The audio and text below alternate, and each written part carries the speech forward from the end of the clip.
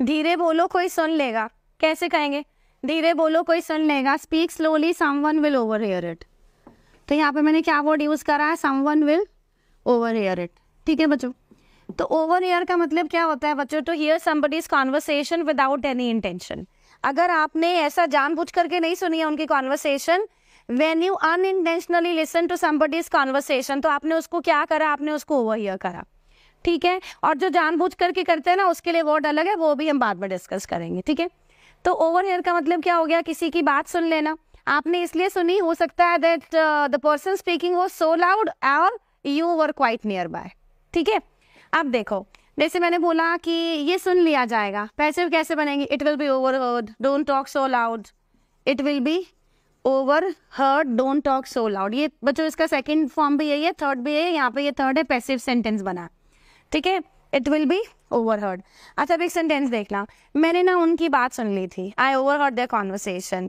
मैंने डॉक्टर को अपना केस डिस्कस करते हुए सुन लिया था, I overheard the doctor discussing my case. ठीक है, अब एक एक सेंटेंस आप मेरे को ओवरहियर पे बना के बता दे। तुम्हारा चेहरा तुम्हारे पापा से मिलता है, ट्रांसलेशन दे। Your face resembles to from, with क्या प्रेपोजिशन लगाऊं?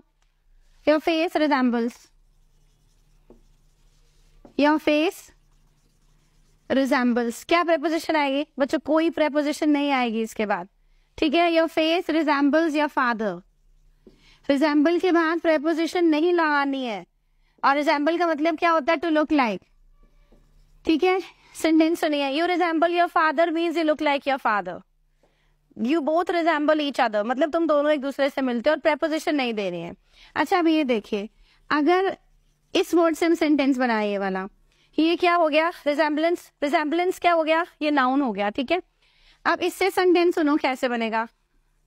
यू बेयर रिजेंबलेंस, फिर अब यहाँ पे टू लगाना ही है। You bear resemblance to your father, means ये वही है, you look like your father. ठीक, और अगर ऐसे कहना हो कि तुम ज्यादा मिलते हो, तो you bear a close resemblance. You bear a भी आएगा। You bear a close resemblance, a strong resemblance, a clear resemblance। और अगर ऐसे कहना हो कि तुम्हारी शक्ल तो तुम्हारे भाई से मिलती ही नहीं है, या तुम अपने भाई से नहीं मिलते हो, you bear no resemblance to your brother, you bear no resemblance to your sister, you both look different from each other। ठीक है, क्लियर है?